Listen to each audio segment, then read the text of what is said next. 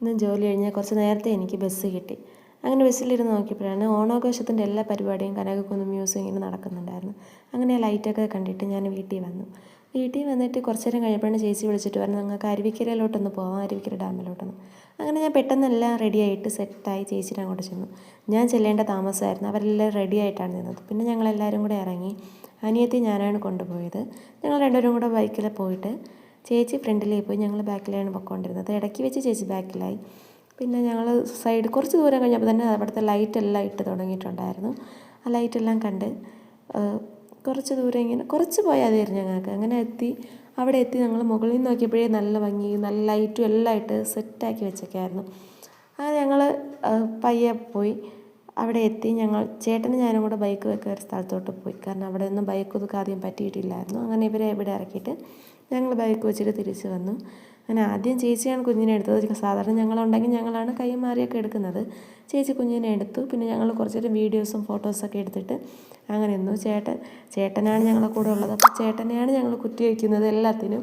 ചേട്ടൻ ഞങ്ങളെ കൂടെ ആണെങ്കിൽ.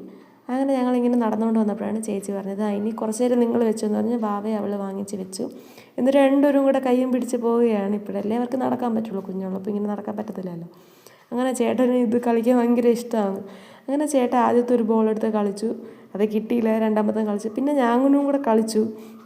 ഞങ്ങൾക്കാർക്കും ഇത് കിട്ടാറില്ല, എനിക്ക് ഒട്ടും കിട്ടാറില്ല. എന്നാലും ജസ്റ്റ് എനിക്കും ഒരു ഇത് കളിച്ച് ഞാൻ കളിച്ചായിരുന്നു. അങ്ങനെ ചേട്ടൻ ഈ ഒരെണ്ണം അല്ല കേട്ടോ, ഇനിയും ഉണ്ടായിരുന്നു കളിക്കാൻ വേണ്ടി. ഒരെണ്ണം കൂടെ ചെയ്തു.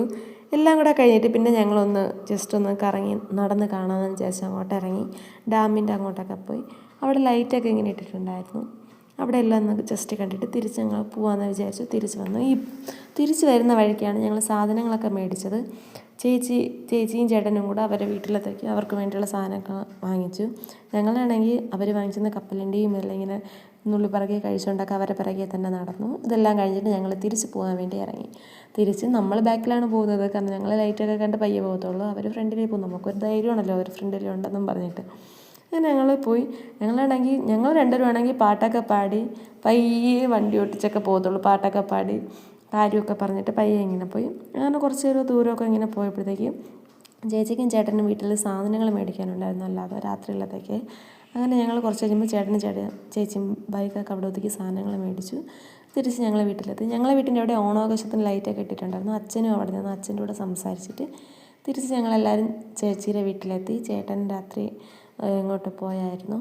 അങ്ങനെ അവിടെ നിന്ന് സംസാരിച്ചൊക്കെ കഴിഞ്ഞിട്ട് തിരിച്ച് ഞാൻ വീട്ടിൽ നിന്നിട്ട് ഇറങ്ങി. ചേച്ചിയുടെ വീട്ടിൽ നിന്ന് എൻ്റെ വീട്ടിലോട്ട് പോകാൻ വേണ്ടി ഇറങ്ങി. അങ്ങനെ ഇന്നത്തെ യാത്ര എല്ലാം കഴിഞ്ഞ് അങ്ങനെ വീട്ടിലെത്തി. ഇനിയൊന്ന് കിടക്കണം. ബൈ.